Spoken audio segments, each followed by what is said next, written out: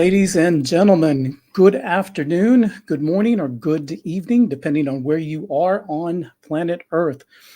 Welcome to the Sounding Off podcast. My name is Eddie Gonzales, and I am your host, along with our co-host of the Sounding Off podcast today is Kevin Michelizzi from the American in Crimea channel.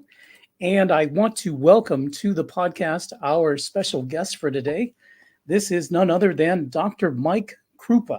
And Dr. Krupa is a Poland-based podcaster, writer, and international affairs analyst, political scientist, and the host of the Based in Poland podcast. And this is available on YouTube, correct, as well? Yes.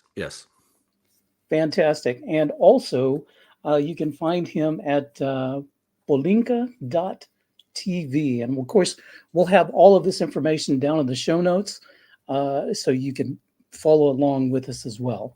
Gentlemen, welcome to the podcast. Honored to be here, sir.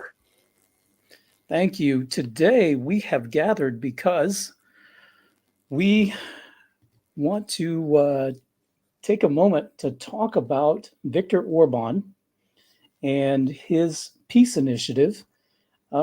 Because we find it so refreshing, especially an expat like myself, those here in Russia, Russians, Americans, most everyone who loves freedom and no wars in the world appreciates that Viktor Orban is using the word peace a lot. And not only that, he has hit the ground running and has traveled quite extensively in the past few weeks to promote peace between Ukraine and Russia. And he's not getting a lot of love from the EU at the moment. And this is something that we would like to talk about. And so, Kevin, why don't you lead us off? Well, I guess... Mike, you have contacts in the EU and some pretty big guys from Poland. Can you tell us a little bit about that, just so people have a little background on your expertise here? Well, my contacts in the EU, apart from a lot of friends that I have that live in Western Europe and other member states of the European Union, but full disclosure, I'm also a fairly good friend with the recently elected Polish member of the European Parliament, one Grzegorz Braun, who, if you look at his life and political resume, he can be sort of equated with being the Polish Ron Paul or the Polish Pat Buchanan, basically social conservative, nationalist, anti-war, very pro-peace oriented politician, probably the most consequentially pro-peace politician in the former Polish parliament, because he used to be a member of the Polish parliament. Now he's in the European Parliament. And Grzegorz Braun, as is his name, was recently actually interviewed by, you probably know, Clayton Morris of Redacted TV. And the interview, from what I saw last, gathered over 1 million views all over the world. So Grzegorz made a fairly big splash in that regard, which was good to see because, Poland, unfortunately, ever since the start of the special military operation, has this, reputation as being the most, or one of the most hawkish anti-Russian members in the NATO alliance, as well as the European Union.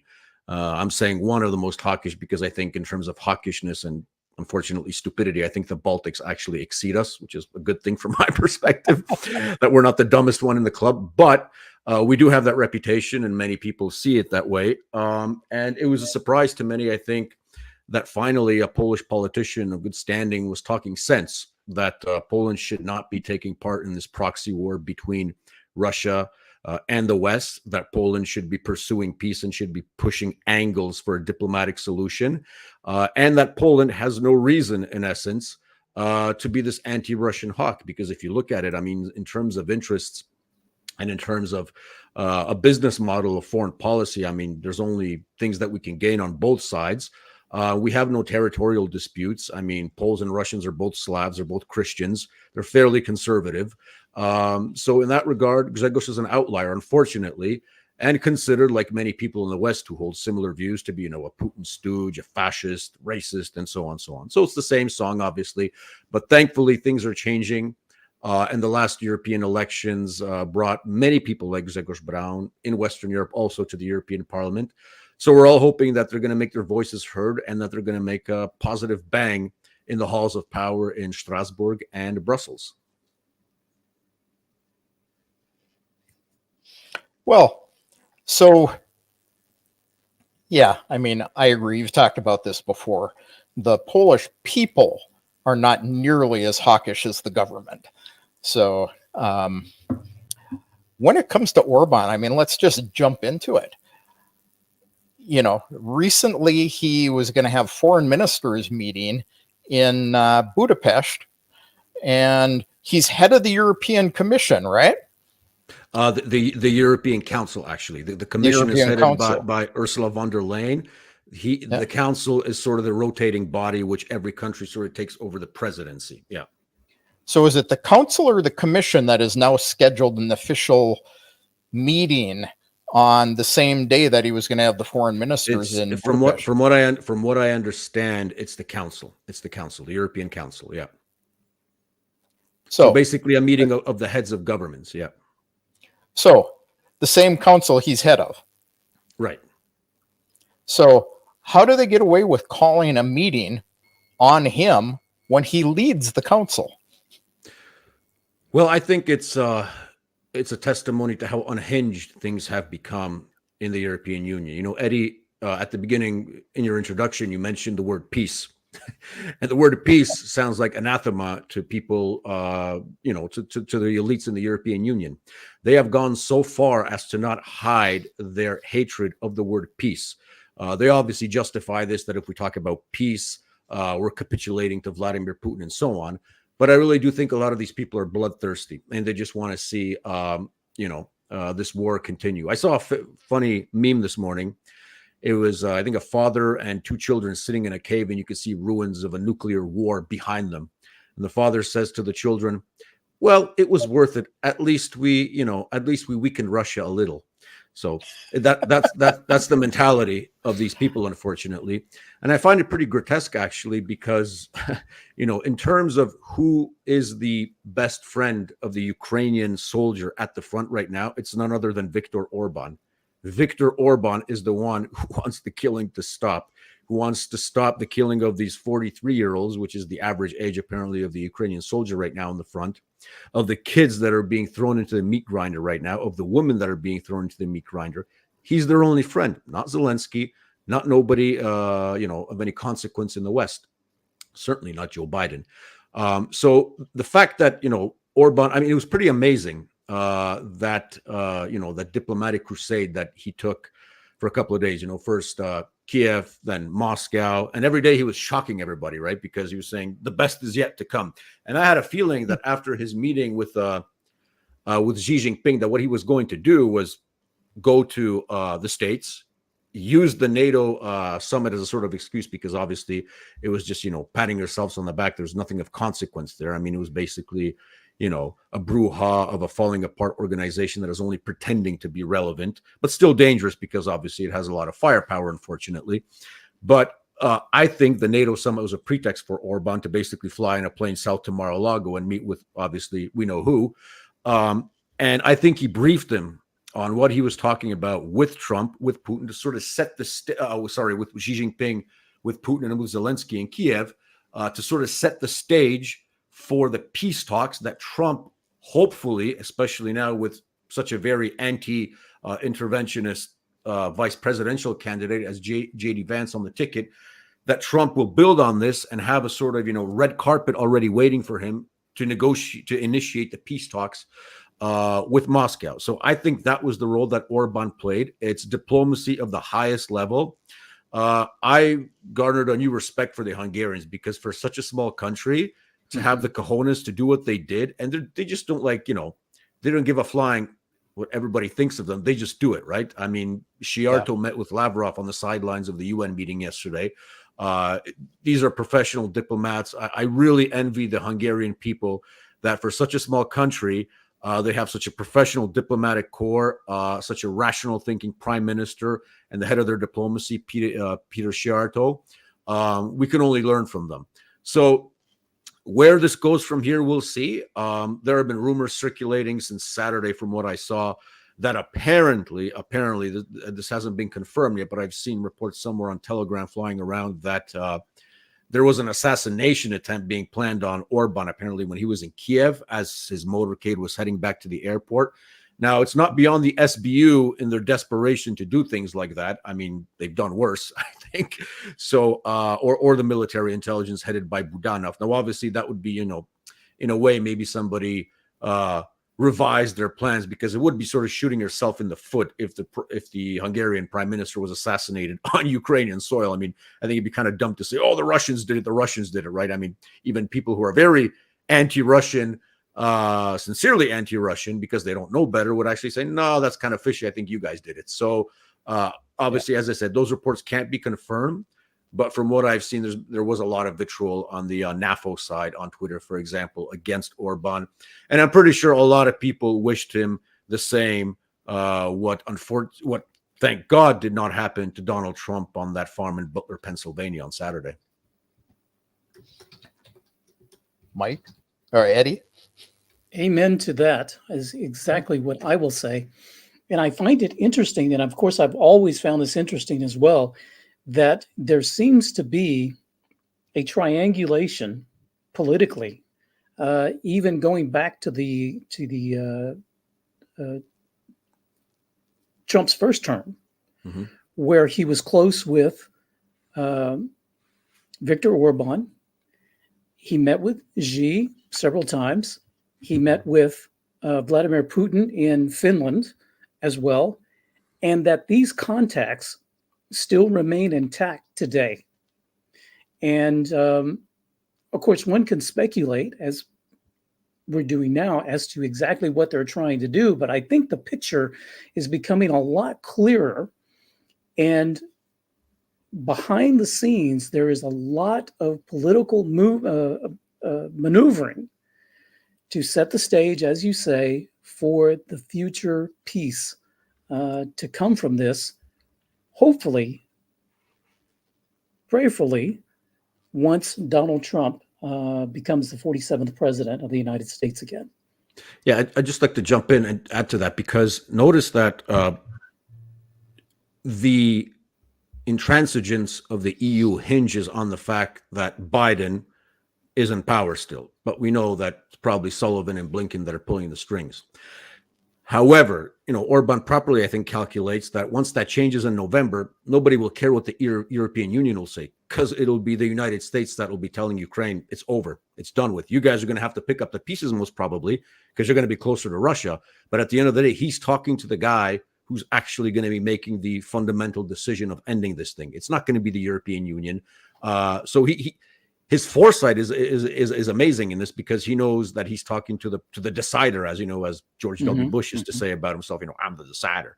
So in that regard, it's prophetic on his part. It's professional. It's the way diplomacy should be conducted. It's realism at its best. I see, signs here of Metternich and Kissinger and Hans Morgenthau and all other people who think of diplomacy as a realist perception and not as some sort of Marvel movie, the battle between evil and good, which totally doesn't apply in this regard. So yeah, I would agree again that he was setting the stage, and he's talking to the guy who will be making the real decisions on this war, and not to the yahoos at the European Union who will be forced to go along, basically. And before this past Saturday, of course, I was thinking that if Trump can make it to election day, get elected, make it to January 20th, that would be a miracle. How much of a miracle would it be that Viktor Orban survives until January 20th? What's going on with the EU? And do we see a powder keg moment developing, just like we have in the United States with what happened with Donald Trump? Just like what happened with Donald Trump, and let's not forget, just like what happened with another survivor, Robert Fico, a few weeks before Trump. Correct. The situation is such that I wouldn't be surprised if there's an attempt on the life of Viktor Orban, if there are things being planned out right now. I'm pretty sure, especially in light of what happened on Saturday, Orban is pretty cognizant that there are many people out to get him.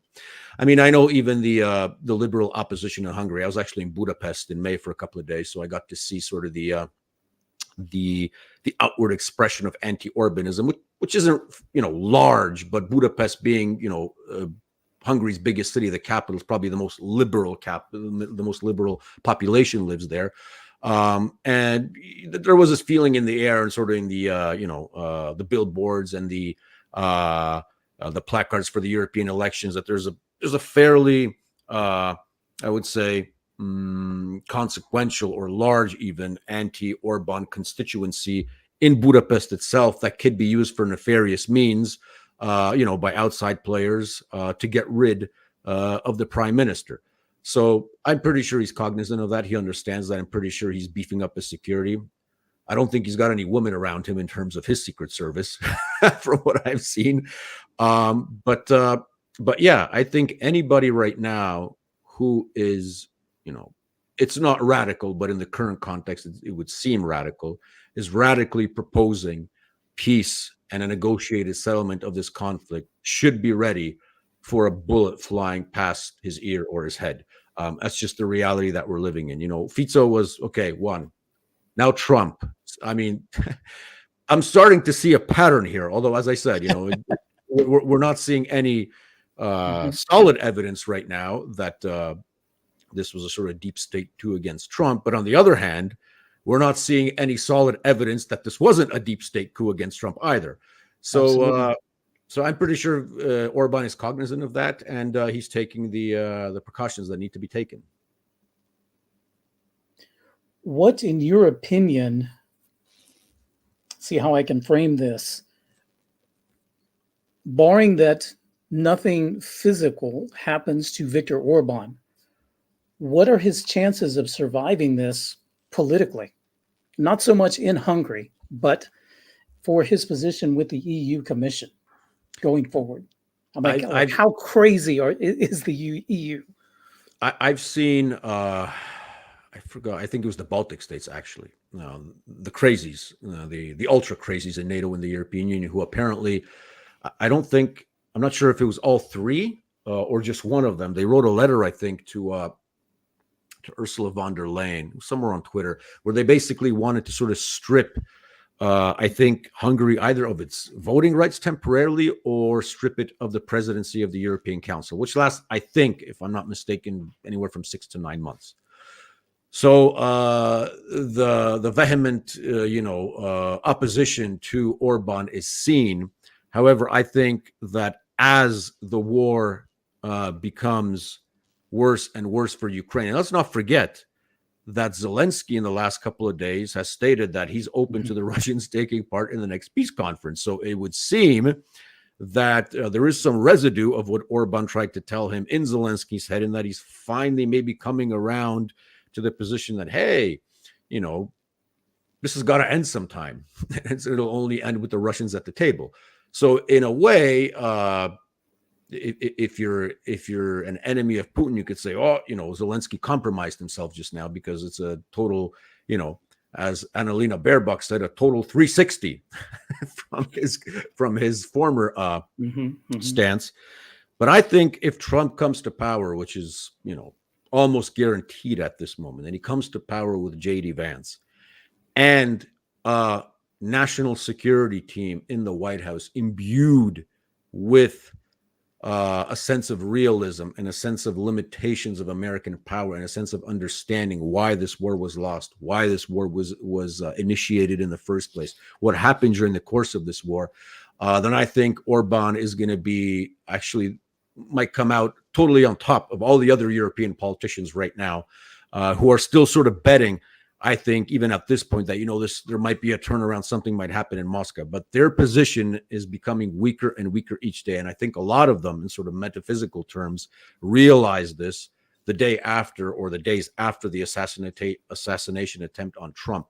I heard a statement made by Poland's foreign minister, Radoslaw Sikorski, when they were asking him, so whose side are you guys going to be on right now? More Trumpish or more Bidenish? And a couple of weeks ago, he would have said, well, obviously we're in Biden camp. Trump is dangerous and so on. He would have made a sort of critique of Trump in that regard, especially if you consider that that his wife is none other than Anne Applebaum of Atlantic fame. But no, his comments were actually fairly measured. So I think they're getting the sense of where this is heading and what they're going to have to do, or what they're going to have to go along with, at least when Trump comes to power. Because I think a lot of the work that Trump sort of would want to do on day one, but he has to wait until inauguration, was being done, is being done, and most likely will be done by Viktor Orban, who will be helping him out in this regard. So I think one day when somebody writes an account of this period in time and what was really happening, on that plane of Viktor Orban's and how the diplomacy from an insider's point of view looked like, it's going to be a fascinating account of somebody who is actually reaching further into the future to prepare the way to finally end the tragic war in Ukraine. Since he's mentioned this a couple of times, I find it interesting that the guy they're mad at is the only guy who's actually doing diplomacy in the European Union. Yeah. I mean, we need more diplomats. So, well, diplomacy, I think, for the European Union means making statements of no consequence. So that's when Ursula von der Leyen comes out, makes a statement. We're implementing the 127th, sanctions against Russia. Putin will not win. That's diplomacy for them. It's inconsequential narratives. It's just words. So I wouldn't be surprised even if the fundamental definition of diplomacy has totally gone out the window. And I'm actually pretty sure that's totally gone out the window if you consider that the next head of the European Union diplomacy department is one Kaja Kallas, which is, I mean, that's like putting a drunk driver at the head of a school bus. It just it's hilarious. As I said, it's words of no consequence. They like feeding each other with their own narratives and making themselves feel important. And I think they understand that, unfortunately, still there is a chunk of the public, usually centered around metropolitan areas in major European countries of a liberal orientation, who actually buy into this BS, who still have Ukrainian flags on their profiles, say Slava Ukrainian. It's like, guys, that train has gone a long time ago. That ship has sailed, get used to the new reality, especially the new reality that was sort of forced upon us all on Saturday, because I think what happened on Saturday does change everything, especially if it comes out. And I mean, the Secret Service right now and their reputation is in free fall. If it comes out that this indeed was the work of some insiders who at least didn't want to stop the assassination of President Trump. Yeah.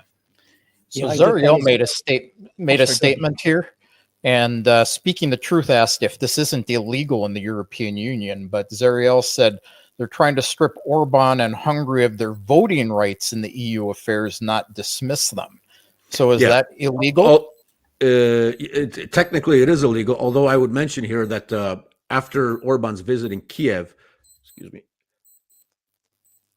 I think it was Ukraine's foreign minister, they call him Harry Potter, Kuleba, who said that, since Orban is so pro-Russian, we need to get him out of the EU and we'll take their place. So that just obviously shows the level of maturity on the part of the Ukrainian foreign minister. But yeah, basically they want to weaken as much as possible Hungary's standing in the EU. They can't throw them out outright, but the influence that Hungary can wield over certain things, they want to limit that as much as possible, from what I understand.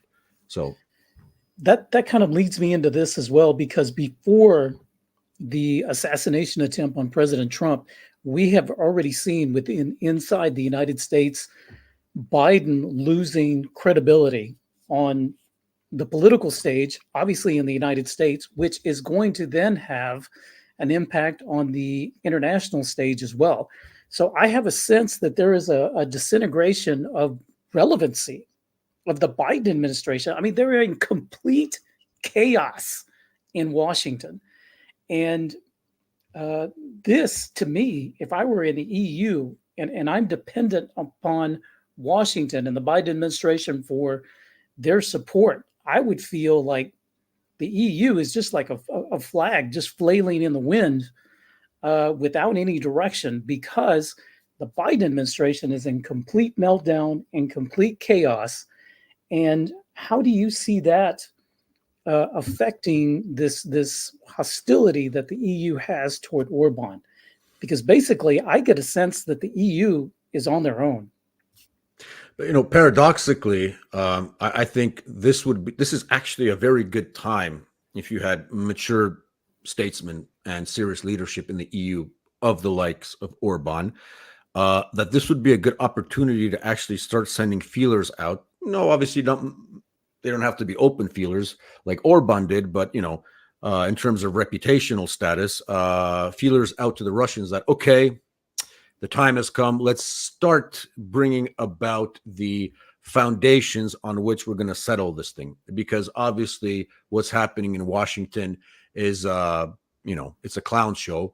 We know that Biden's not in charge. It's still not, predetermined that he's going to take the election all the way to November in his campaign. I mean, a lot of things can happen in that regard.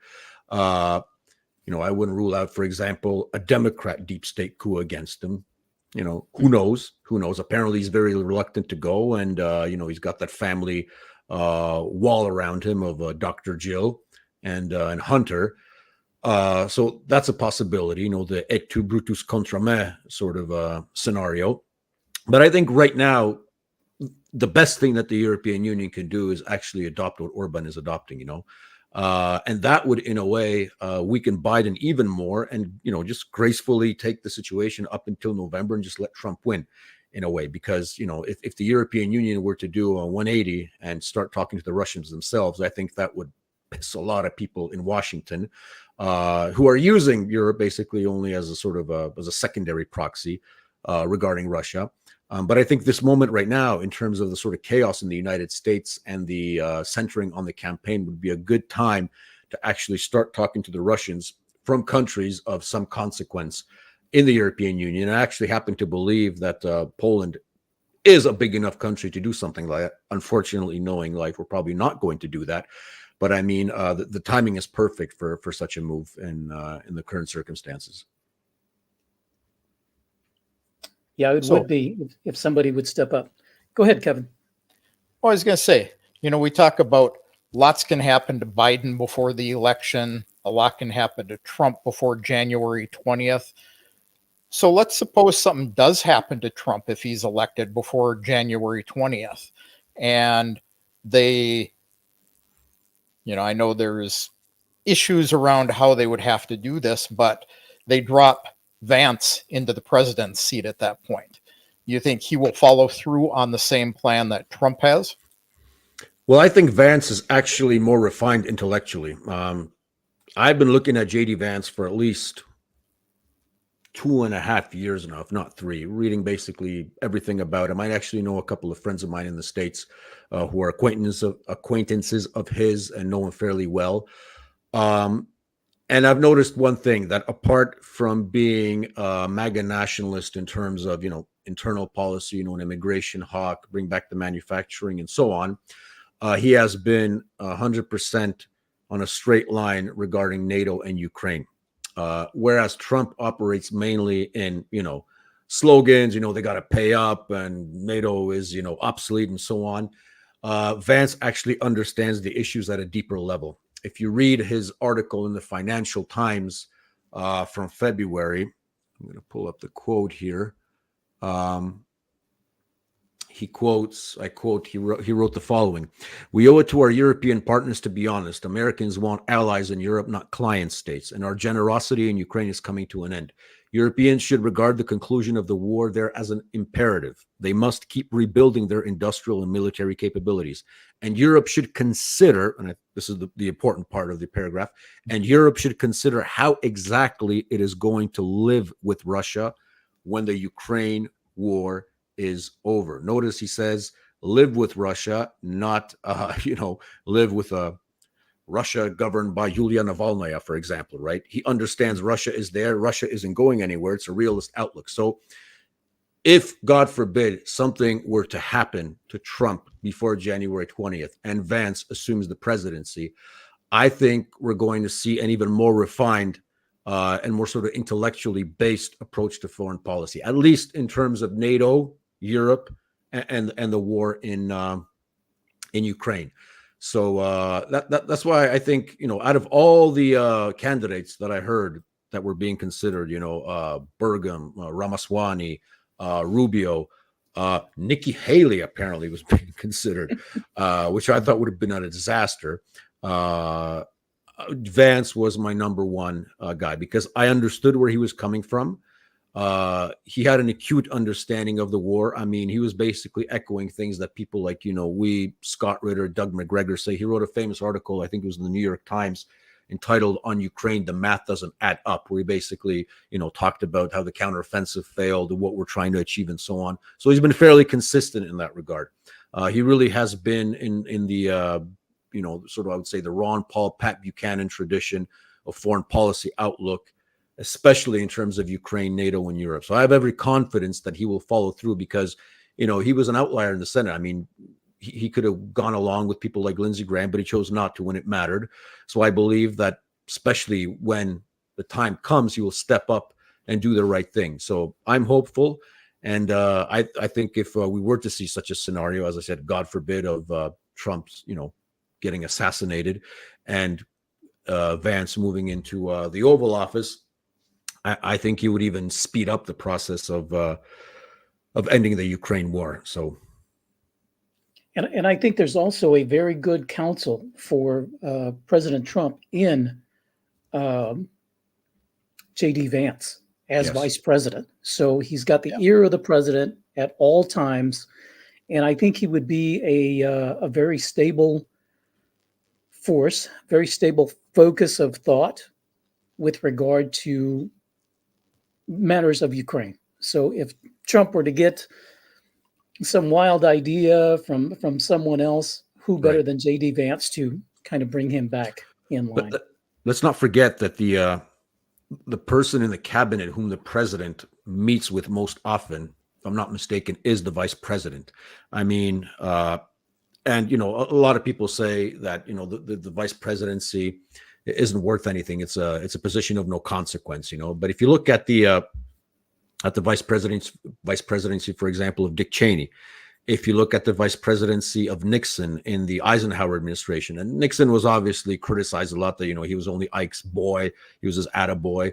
Well, he actually built up a position, and he did provide, a sort of intellectual forte for a lot of what Eisenhower was doing. I mean, the influence of Cheney, I mean, everybody knows that episode fairly well. It was obviously negative, but the fact that a vice president can be a powerful voice in the president's head is something that shouldn't be underestimated. I mean, even Biden during the Obama administration was a fairly powerful figure. And I'm pretty sure George H.W. Bush, for better or for worse, during the Reagan administration also can be considered a powerful vice president. So in this regard, I actually think one of the reasons why Trump chose Vance is to have a close and trusted advisor at his side. For example, when people from the administration, such as, the National Security Advisor, people from the CIA, people from the State Department are going to be selling him, snake oil. So I think this testifies to the fact that I think he's learned his lesson from the first administration, that you don't pick an establishment VP. I mean, he's rectified a lot of mistakes with Pence by choosing Vance, which made me really happy. And if you consider the fact that, people like Tucker Carlson, who, I trust Tucker, I trust Tucker's outlook. I think, he's a fighter. He's somebody that tells the truth. Tucker trusts Trump. I mean, Tucker trusts Vance. So ergo, I trust Vance. And as I said, from what I've seen, from his actions, there's no such thing as a perfect politician, but on the issues that matter, and I think Ukraine will be the first foreign policy issue that they take up. Well, Biden, not to interrupt, but Biden was Obama's point man in Ukraine. Yeah, exactly. So exactly. we could see this happen in the Trump administration. He just looks at JD and says, "Okay, Ukraine is your baby," and we can see how that's going to go. Yeah, let's not forget that during the closing months or weeks of Trump's administration, I mean, there were some fairly good and surprising nominations. I mean, Doug McGregor was in the Pentagon as senior advisor to the Secretary of Defense. And if I remember correctly, this was literally the last couple of months. William Rugger of the Quincy Institute was actually nominated to be ambassador in Afghanistan, a realist of the finest sort. I think Rugger right now is at the Quincy Institute, somebody who actually understood what needed to be done and wanted to help the president actually get the troops out of Afghanistan, but obviously in an orderly fashion, not the way that Biden executed this god-awful plan. So it would seem that a lot of these people could be coming back into the White House, or at least into the fold in a way. I read recently somewhere that apparently the head of White House personnel, John McKinty, I think is his name, who was really criticized by, the media for being, a white supremacist, a Nazi, and who was supposed to be sort of Trump's gatekeeper of getting people, loyalists basically, into the administration. That's a big word, obviously, but you can't carry out an agenda without loyal members of your cabinet and your larger administration and the bureaucracy. So I'm hearing a lot of good things. And as I said, from what the interesting question is this: if before Saturday, Vance was really number one on the list for VP, or did Saturday change something in Trump? That's a question that we might not ever get an answer to. Vance probably knows the answer. But yeah, it's the signs are there. It's certainly looking better than it was in 2016. I mean, I remember when I heard that Pence was nominated to be VP, I said, okay, the establishment got to Trump. I mean, there's nothing exceptional about Mike Pence. I mean, he voted for the Iraq war. He voted for every stupid thing in Congress. I mean, he's a typical conservative, evangelical, just establishmentarian type, although he was obviously calling himself, Tea Party and so on. But I know, but Vance actually is somebody of note, somebody different than the rest.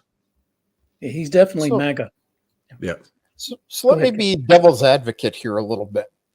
So Trump, in his first administration, had a habit of putting people into his administration, firing them because he didn't like something they said or something they did, putting someone else in. And, he had this great turnover on his cabinet. Do you think Vance is safe for 4 years with Trump? Or do you think, Vance is, forthcoming, telling Trump, this is what we need to do, and is advising, might get him in trouble with Trump? It's hard to say. I mean, Trump is not ideological. He's transactional. And apparently, from what a lot of people, including Steve Bannon, said, that, he listens to the last person who he saw, who he talked to. So it'll be very important that the last person that Trump talks to is, Vance in the morning, Vance in the afternoon, Vance in the evening, so to say. But, I mean, battles inside the administration, are so Shakespearean in American politics. They always take place. I mean, what was happening in the run up to the war in Iraq, for example, with Cheney, Rumsfeld trying to sideline Colin Powell, for example, Condi Rice sort of standing on the sidelines. I mean, you could go through a whole list of former administrations where such battles did take place, or vice presidents were marginalized to extent. But I think Trump not only wants Vance to be a VP for 4 years, but I think he's seriously thinking of Vance in terms of being president for the next 8 after his term expires. So I mean, Vance is young. He's only a year older than me. He's got a future ahead of him. And because I think he's young, and because he's made what I think is a genuine turnaround, because, a lot of these people coming out right now to the woodwork and saying, he was calling Trump an a-hole in 2016. He was saying only idiots will vote for Trump. Well, you know what I say to those people? I say, without Saul, you would never have St. Paul. I think the point of life is to become smarter, not stupider. And I believe that Vance saw the light, and he understood a lot of things that he didn't understand when he was still working out there in corporate world. So I think his conversion to MAGA is genuine. He's proved in so many important issues in the Senate that he's genuine, when it cost him a lot, especially on the Ukrainian issue. So I see no reason at this point where he won't not only be a good, vice president and a good counselor, good sort of, wartime consigliere to President Trump. But I think the material is there. Everything is there for an 8 years of a MAGA presidency, sort of taken to the next level after Trump retires from politics. So what do you think? I mean, there's a lot of people saying that Vance has no, foreign policy experience. Yeah. What do you think of that? Think it's going to be a problem? It's I think foreign policy experience usually is a synonym for being a neocon in Washington, of being, part of the crowd. You have foreign policy experience, but usually, unless it's an experienced diplomat who's actually in another country, like William Burns, for example, who I think right now is just, he'd be better positioned somewhere else. But I think William Burns understands Russia. He knows what makes Russia tick. He's been there. He saw that. He sent that famous cable back to Washington about "niet means niet." So I think talking about lack of foreign policy experience, Ronald Reagan had lack of foreign policy experience. A lot of people were making fun of him. The neocons were going after him after his first summit with Gorbachev in Reykjavik. And at the end of the day, I mean, from a guy who said, this is the evil empire about the Soviets. And he went to Moscow and they asked him, so Mr. President, are the Soviets still the evil empire? And he said, that was a different comment at a different time. The INF treaty, the reaching out, the peaceful ending of the Cold War. And the fact that it was an interesting book that Reagan knew who to listen to in terms of Russia policy. For example, there's one sort of close advisor to him that really didn't have any cabinet position, but her name was Susan Massey. There's an interesting book out. I forgot the author's name right now, but basically how Susan Massey, she was basically a professor of Russian history, Russian studies. She knew Russia really well. She was basically Reagan's sort of Russia whisperer in many respects, and actually was one of the consequential voices that, sort of showed him that there's communism, there's atheistic materialism, and then there's the Russian soul.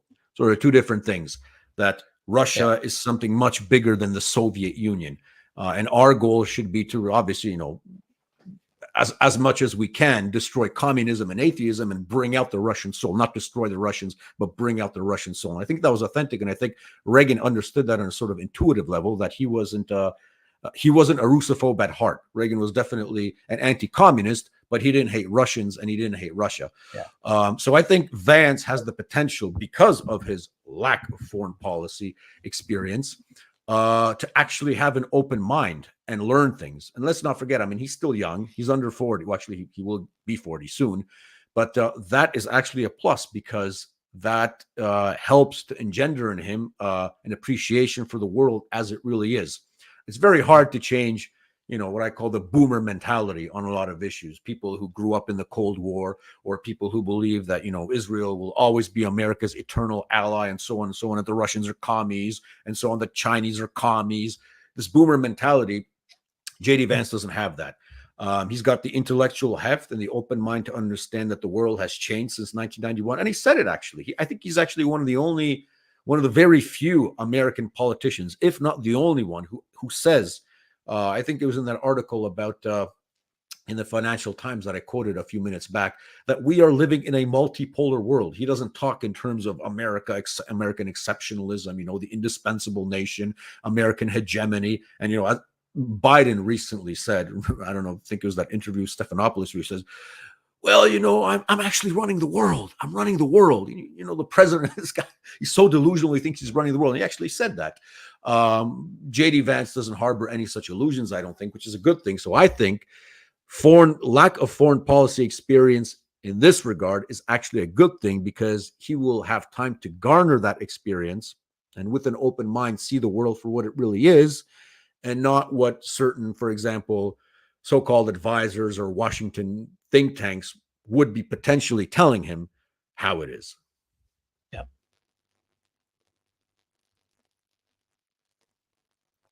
Eddie, you're muted. Sorry about that.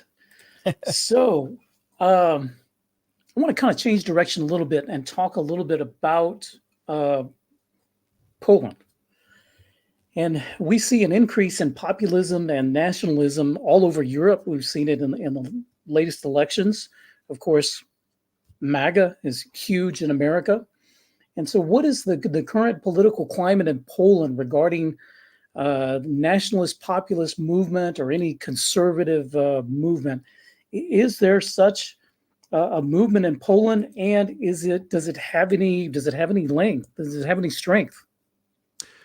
Well, I think right now, if we were to talk about anything that would resemble a sort of nationalist, populist outlook in Polish politics, it would probably be somewhere in and around the party that's called Confederation, which has a couple of MPs in the Polish Parliament and just sent five members of the European Parliament to Brussels and Strasbourg, including the aforementioned Grzegorz Braun.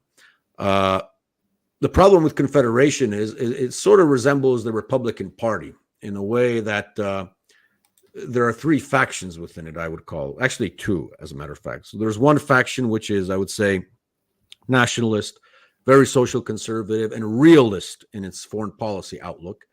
So realist in the foreign policy outlook in terms of Ukraine would mean, for example,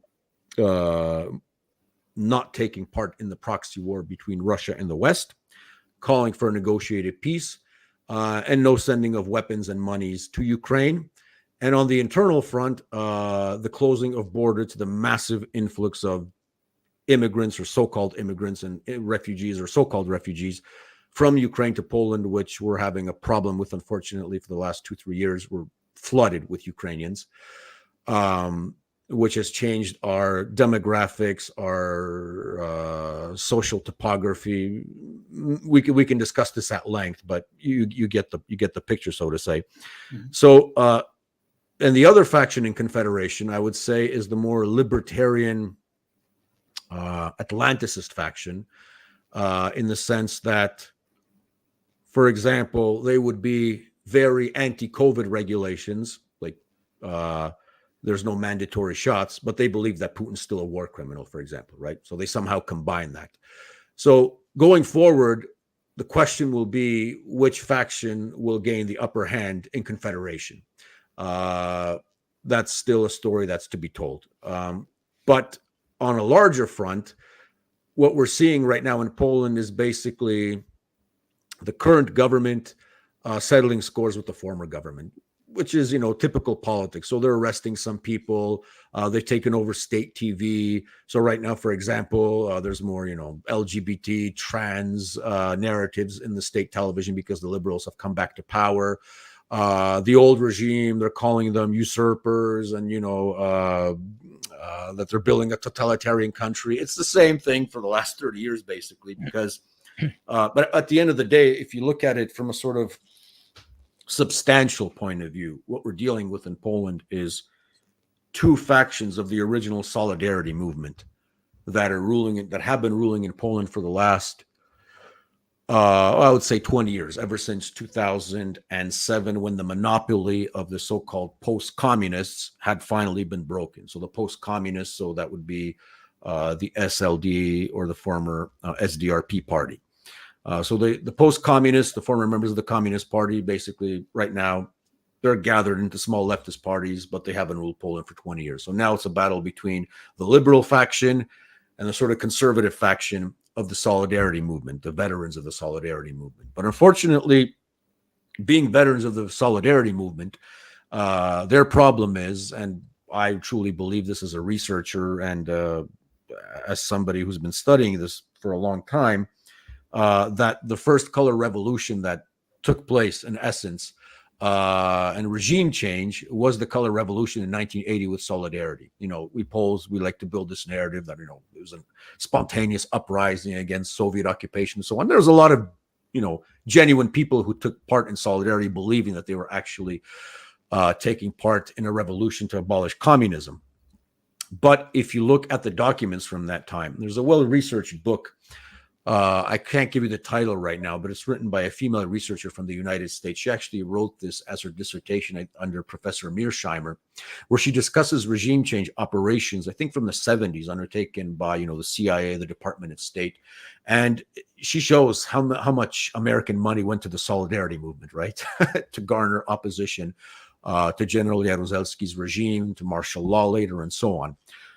And because it was such an influential and ultimately successful color revolution that brought about, at the end of the day, regime change in Poland, thankfully, peaceful regime change, but regime change inspired nonetheless from the United States, the main two factions from that solidarity movement are oriented towards the West. I would even say radically towards the West and vehemently anti-Russian.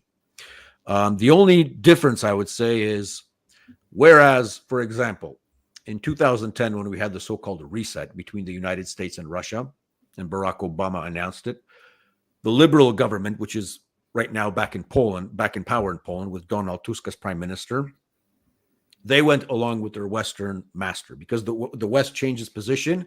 We Poles are too weak to be anti-Russian, so we'll go along with the West. But as soon as the West changes its position, we change our position automatically, which is very visible, for example, in 2013 during the Maidan revolt.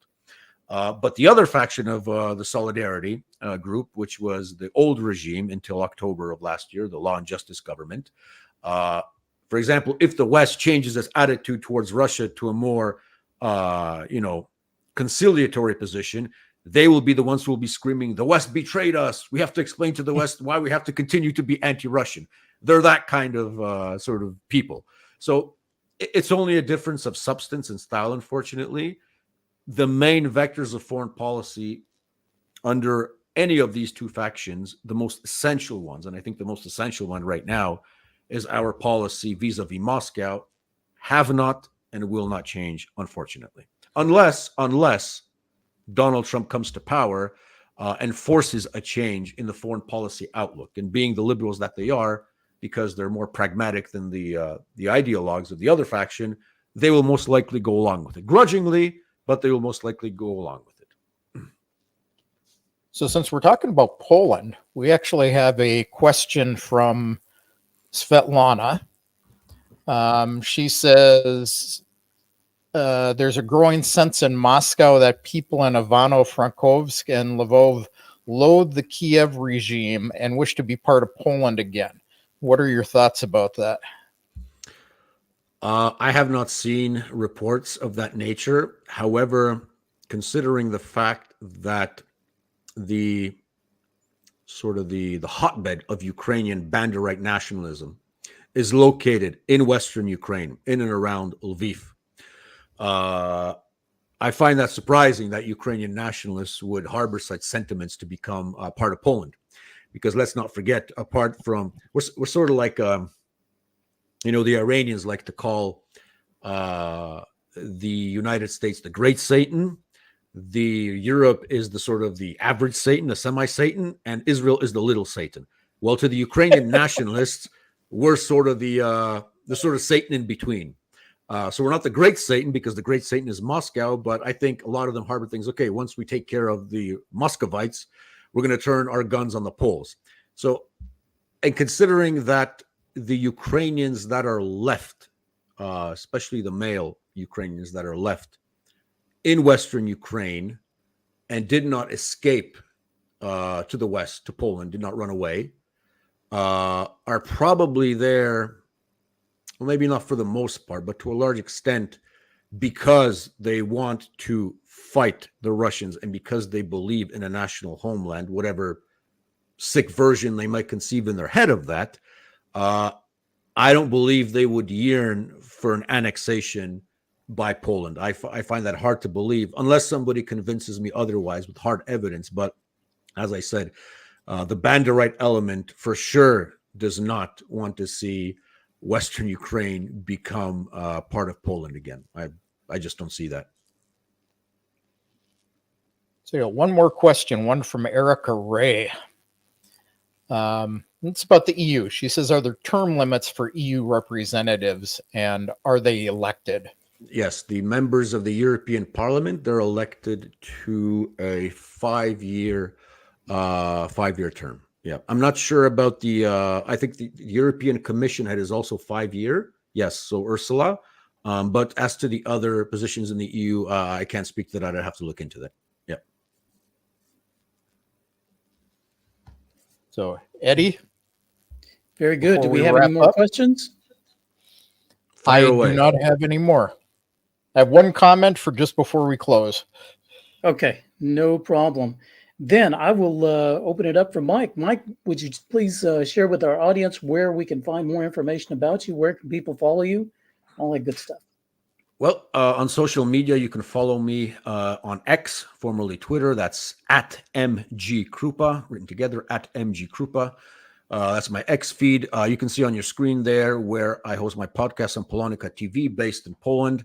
I've already conducted 2 very interesting interviews that I hope opened up a lot of eyes in Poland. Our first one with Colonel Doug McGregor, which had a lot of views, and my second one with Colonel Lawrence Wilkerson, Colin Powell's former chief of staff.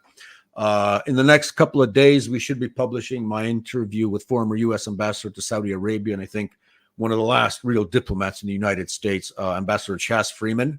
I'm pretty sure known to your audience. And an interesting interview about geopolitics and the film industry with one Sean Stone, the son of famous film producer Oliver Stone.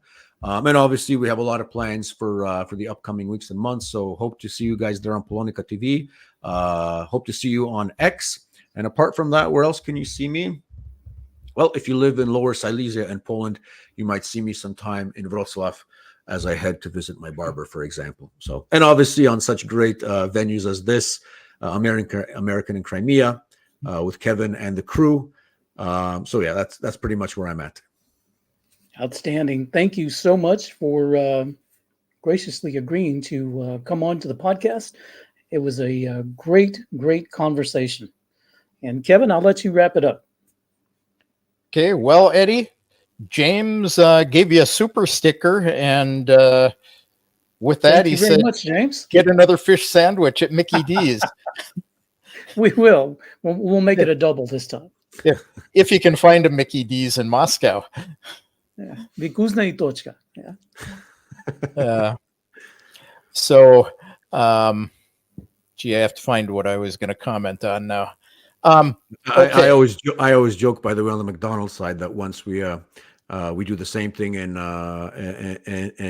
Poland that you guys did in Russia and leave under the Western boot. All we have to do is just add 2 letters to the ending of McDonald's to nationalize it. In Poland, we'll call it McDonaldski, and it's all good. So it's all good. So this came up early in the show. It was a question, and it didn't relate to what we were talking about, but I tucked it away just to make a plug for us, Eddie. The Real Truth Liberates said, what do you guys know about the 300 bunch who are pulling the strings of the world leaders? And the Black Pope was in black, but is always in black garb. No, so man. I'm going to say the same thing I have said our last 3 or 4 streams. For an answer to that, you're going to have to wait for our stream on the deep state. So that will be coming up soon. Yeah. Give us a week or 2 to do some little bit more research to go down that rabbit hole. But yeah, and that'll be at least maybe a 2 or 3 hour live stream for that one. But anyway, gentlemen, thank you so much. And to our viewers, thank you for being on the show and watching. Please like, share, subscribe, follow everybody. You'll find all the links down below. And we will see you next time. Bye.